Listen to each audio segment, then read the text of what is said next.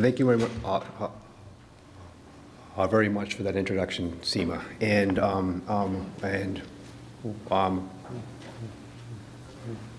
welcome everyone to the second day of our family conference. As I mentioned earlier, I'm Ryan's dad, and you will notice that every opportunity that I have to say that I say that because I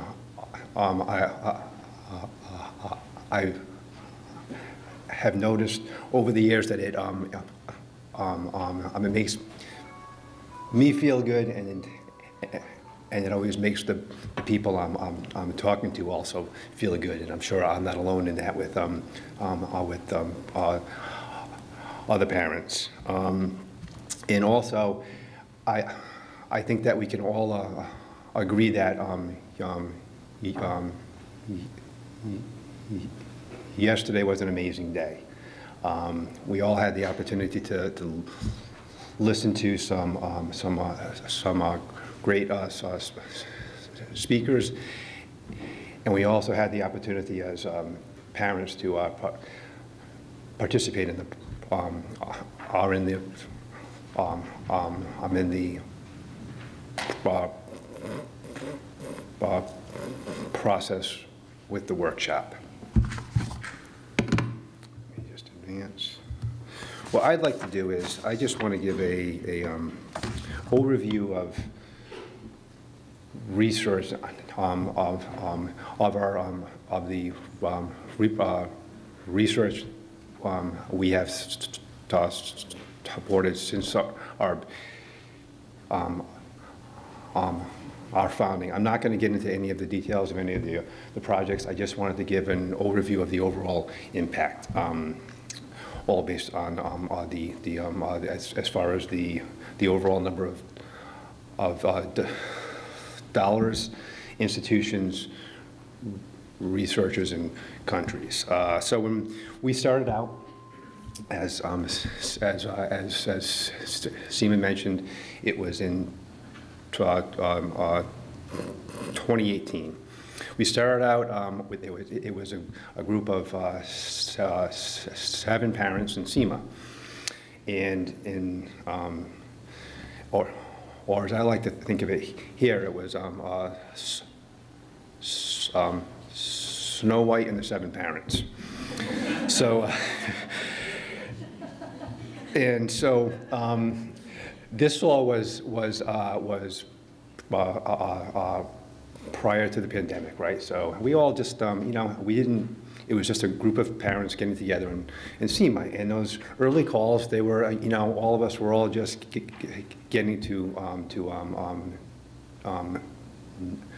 know one another. Admittedly, I was a little bit awkward at first. Let's just acknowledge that, right? Because it was just a bunch of different people, and Kasha and I were kind of leading it at first, and so I was doing an awful lot of the talking at the outset, and this is the way I've talked since I was 8 years old. But everyone over the course of 1 month and 2 months and 3 months, we just all began to get to know one another, and we built that all important trust. So we did that by we were disciplined. We got together every month on Sunday afternoons, and it was hard for a lot of us because just about all of us have jobs on the side, and you want to relax on the weekends, but we all did it. We just got together and we kept on pushing things forward. That was all that I wanted to do at first, was just to make sure that every month we're met and we push things forward. And I kind of think back to what Chris talked about yesterday. I never really thought of it in the context of 1% better, but I think that's what ended up happening. So as we got into the middle of the year and towards the end of that year, we started to raise money. Now we had all of those critical elements in place. A unifying mission, an organization, mutual trust, and a few dollars in the bank. So it was time to get to work. So in 2019, we made our first grant, and it was the BCM in support of the all-important natural history study. So that was a commitment of $45,000 over the course of 3 years. So we added on one institution. I have up here one researcher, and that's actually Dr. Christina Miyake, but the reality is there are many more people that are involved in that, including Masha and Seema. And then we also added on our first country. Next, the year after that, we opened up what we call, we termed Grant Cycle 1. This one was much bigger. And we opened it up, and through the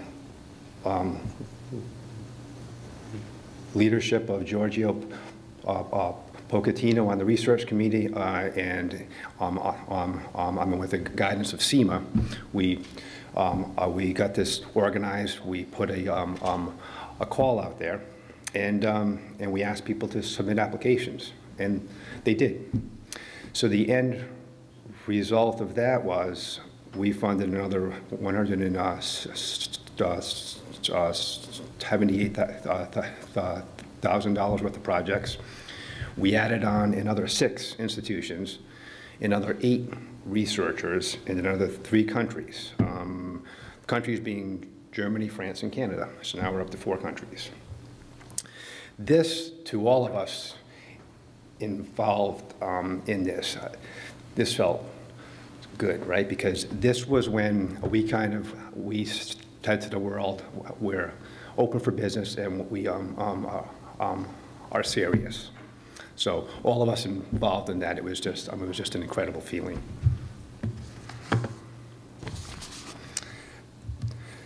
The year after that, we were going to go every year with the grant cycle, but of course that was interrupted by COVID, and the early projects, they didn't get underway until later on in 2019. But there were 2 projects in particular that we funded. It was there was some research that came out of the Christina and Lily's first project that was very promising. So we funded those 2 projects. So we funded another that resulted in another $166,000 worth of funding. We didn't add on any more institutions or researchers or countries, but what we did do is we doubled down on some outstanding scientists. And that brings us up to this year. So we opened up last year, right? October of last year when we opened up this particular grant cycle. So this is our second grant cycle. This one, once again, was really exciting to us, and as you can see here, we have funded, and we're right now in the process of doing that. Another $242,000 worth of research. This part is important, very important. We added on another 5 institutions are into our network, another 9 researchers in another country, Italy.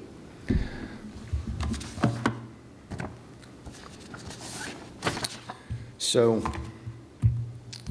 we've kind of, as we've done this, when we started out, I was under the impression, I think Kasha was under the impression, and Kara and Giorgio Sima, I thought we would have to be in order for us to really succeed at this, we would have to go out and we would have to raise millions of dollars, right?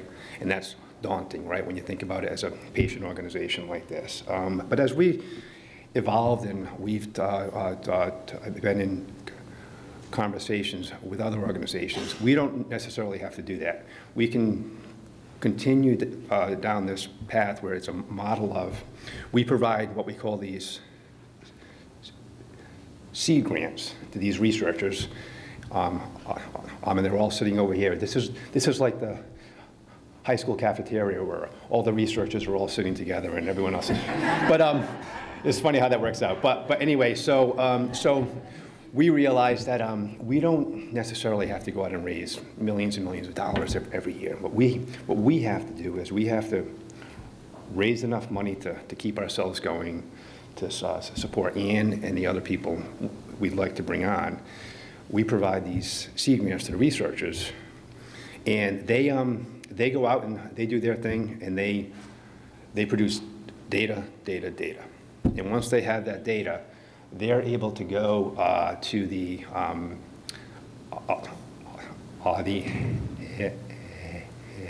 NIH and other institutions and ask for more funding, grants that are $1 million, $1.5 million, or $2 million. And we actually incorporated this into our application. So we actually asked the researchers future directions. Please include a brief plan regarding the continued project support from other funding bodies beyond the terms of this award. So that's where we are at the moment, and I believe that that's the right model, and we have to continue to go down that path. So just to wrap up here, on the right over there, the collective impact of what we've been able to kind of do here as a community, and it's everyone. It isn't just the foundation, it's the foundation, it's the researchers, it's the parents, it's everyone involved. We've committed over $632,000. We've engaged 12 institutions, 18 researchers across 5 countries. So we just need to continue down that path. And we also just we need to continue to support and engage our current group of core researchers, and we just need to continue to work hard. We have to take the appropriate risk. All of these projects aren't going to work out. All of the dollars aren't going to result in a home run, but we need to keep giving these researchers what I kind of call at-bats. We just can pitch the ball, and eventually one of them or a group of them is going to hit the ball out of the park. And with that, I would like to introduce Kasha, my wife. Thank you. Good morning, everyone, and thank you. All of you are the foundation of the TANGO2 Research Foundation. It takes all of us. The board of directors, the families, our scientific advisors, our committee members, our grantees, doctors, our poster participants, volunteers, our donors. When we talk about the work and the progress of the TANGO2 Research Foundation, we are speaking about the collective effort of all of us. To tell the story of the foundation, though, I do have to start with our son, Ryan. Now, I have to tell you, his least favorite thing to talk about is TANGO2. He calls it Mom and Dad's Stupid Foundation. So he hasn't been in his top spirits with that being every other word spoken here the last couple of days, but generally, Ryan is a very happy and funny young man, 20 years old, and nearly every day you can hear him say, "Best day ever." Maybe he's just seen a Ford Mustang, or he swished a three-point shot. He's a very good basketball player. Or maybe he went on a trip to Duncan with his sister. But Ryan finds joy in every day. And that is quite remarkable for someone who has an ultra-rare genetic disease with no treatments, who's had more sick days and hospital visits than most of us combined. We can all learn from him. Have you ever had a day that seemed to be the worst, yet with time and hindsight, you realize that in some ways it was the best day ever? There he is with his Mustang. Ryan has been illustrating this point literally from the day he was born, September 11th, 2001. On that day, he was something good. July 5th, 2017 was a day like that for us. After 15 years of searching and Ryan's mysterious symptoms that no one could explain, Mike and I sat in front of a geneticist and first heard the diagnosis of TANGO2 related disease. I think we quickly fogged over and were most likely in a state of shock as we heard words like transport and Golgi organization, tachycardia, encephalopathy, and poor prognosis. The doctor had seen one other patient with this, and he did not survive. We had prayed for an answer for 15 years, but this was not the answer we wanted to hear. When we got home, we Googled TANGO2, and there were 2 scientific publications, and that's it. We needed a medical dictionary to translate every other word, and it started to sink in just how overwhelming this diagnosis was. We did not know it then, but even on that day, there was something good. What do I mean by this? Well, now we could name the enemy that we were taking into battle. And second, we were able to gather our army to fight it. In a Facebook group, we found 12 other families that had a child with TANGO2, and there was something priceless, as you all know now, about connecting with other families that knew exactly what we were going through. And they were motivated to change the story of TANGO2. And together, that's what we've been doing ever since. In early 2018, the nonprofit TANGO2 Research Foundation was formed, and one of our first tasks was creating an international board of directors made up of parents from that Facebook group and Dr. Seema Lalani, also known as now Snow White, from Baylor College of Medicine in Texas. She was one of the first people who connected TANGO2 to human disease in that 2016 publication. And when she agreed to join us, it was certainly a best day ever. Mine too. Through Dr. Lalani, the patient world and the medical scientific world of TANGO2 united and got to work. So what has the foundation been up to these past 4.5 years? Well, the foundation is kind of like a connector. We've got many communities now that care about TANGO2 and want to gain a better understanding of it.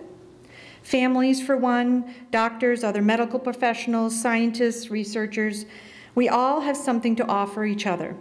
So the foundation acts as a connector, linking these groups and working towards our mission of fast-forwarding research that will lead to a better understanding of this disease and a better quality of life for those living with it. So this collective effort, we have been building out, with this collective effort, we've been building out our research community. We've been developing resources, We've been raising and distributing funds, facilitating patient participation, building our research capabilities, and taking initiative to lead the way forward.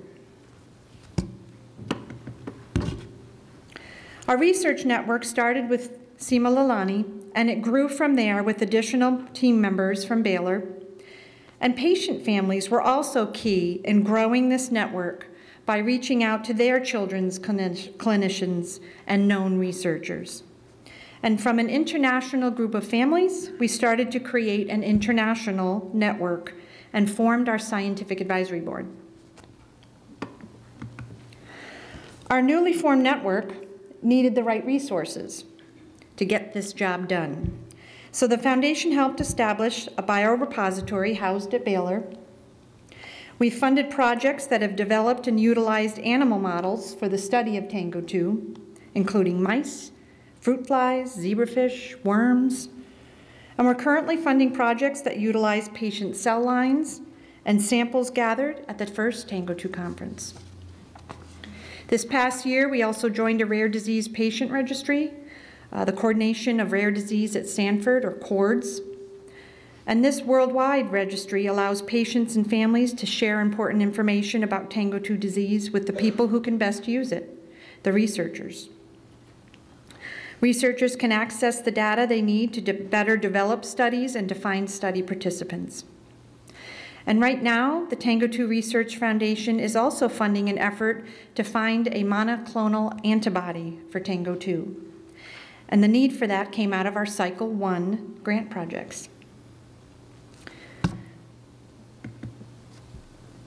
Funding. Since we started, we've also been diversifying our funding. We started with grassroots t-shirts and bake sales, and we built from there. Early on, we received a grant from PCORI, or the Patient-Centered Outcome Research Institute, and they funded our first family conference. Just a few weeks before the world closed down due to the global pandemic, we received $450,000 in funding from the Zuckerberg Initiative, or CZI. Mark Zuckerberg and his wife Priscilla Chan had made a promise to their newborn baby girl that they would do what they could to eradicate disease, including rare diseases. They formed the Rare as One network, and they selected 30 organizations in their inaugural group, and we were one of them. For the past 2.5 years, as part of this network, we've been training, networking, collaborating in a combined effort to pave the way towards a cure for many rare diseases in a faster, smarter way. So as the world ground to a halt in 2020, we began to gain momentum. With a board of 9 from 4 countries and 5 time zones, we were already used to Zoom meetings, and we never hit the pause button. We've since applied for another CZI grant with a very collaborative multi-institution team that we hope will come through by the end of the year. And today we wrap up our second international Shine a Light on TANGO2 fundraising campaign, and both of those campaigns have raised over $80,000 each. It is our hope that by providing researchers with seed grants that they will be able to go on to secure larger grant funding from NIH or similar organizations. When we started the foundation, Mike and I didn't really know what would happen. At first, we thought we'd have to hold fundraisers, give away the money we made, and then wait for results to trickle back to us. But one thing the past 4 years has shown is that patient participation is a key ingredient in all the processes, all the phases of the research process. We have a small but mighty online community of about 120 families from 27 different countries. In 2019, families met for the first time at our first conference, and at that conference we had a workshop much like the one we had yesterday. And we established research priorities that were then used to guide our selection of research projects in our first cycle funding. And the foundation also serves as a resource to families. We have educational materials, videos, webinars, podcasts, and have increased our efforts to translate important information, such as the emergency protocol letter, into multiple languages. But I think the example that best illustrates the strength of our patient families is the enrollment in that natural history study. We only know of about 150 diagnosed people with TANGO2, and yet more than 80 are now enrolled in the natural history study. And, you know, I'm not exactly sure, but to me that seems like an amazing percentage of participation. And incredible information is being gathered from those families' stories. We heard about that yesterday. And it's already provided life-saving information that is now published on our website via the emergency protocol letter. And just recently, over the past couple of weeks, Drs. Miyake and Zhang and their team have published natural history study data on cardiac arrhythmias and cardiomyopathy during TANGO2-related crises. And we'll hear about that today. It's very empowering to know that patient families don't have to wait for research to trickle to them. They are on the front line providing data for the research itself.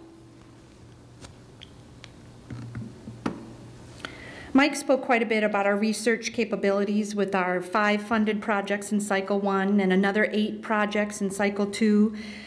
We are very grateful to our International Scientific Advisory Board that coached us through the process and assisted in developing our research capabilities. And in addition, we're also pleased to see that there are a growing number of publications about TANGO2, a couple as recently as this month.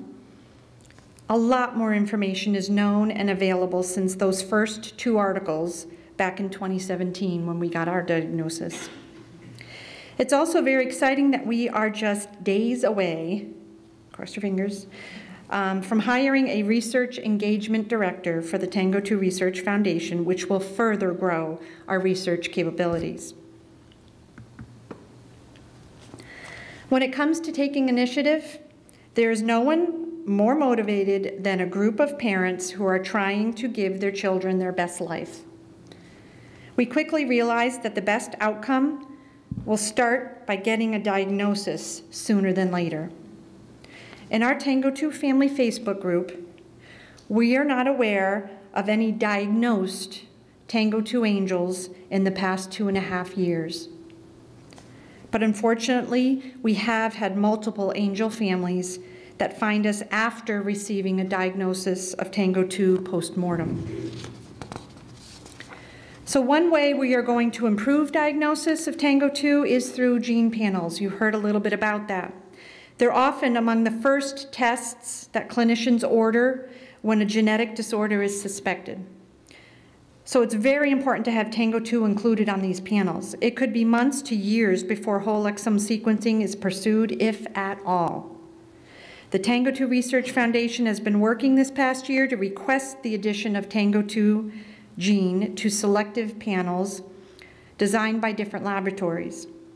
Our advocacy efforts have resulted in 5 commonly used laboratories committing to adding TANGO2 panels addressing epilepsy, rhabdomyolysis, ataxia, alternating hemiplegia, and cardiac arrhythmia. With a better chance of early diagnosis in place, we are confident again that our efforts will save more lives. This past year, the Rare is One network that we're part of, they connected us with the Broad Institute. You heard a little bit about this yesterday.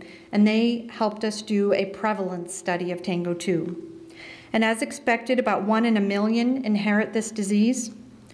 So considering the population of the world, that's a conservative estimate of about 6,000 individuals. We only know of 150.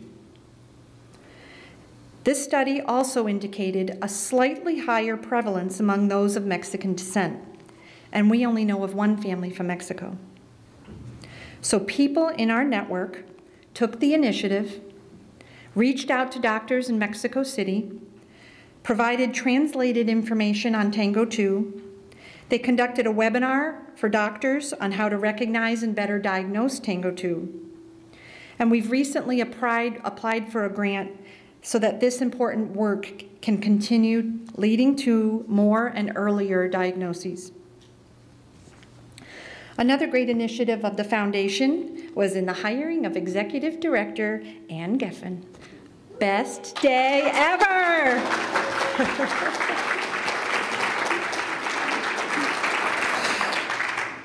Ann, as you know, is fantastic at networking. She quickly built out our community of researchers, doctors, families, volunteers, and donors, and has led 2 multinational Shine a Light fundraising campaigns. Her skills with marketing, communication, and advocacy have significantly increased awareness of TANGO2 and support for our international families. So thanks to the collaborative effort of this network, we've been able to get some things done these past 4 years. As a parent, I do have to say, progress can never be fast enough. But you get scared sometimes.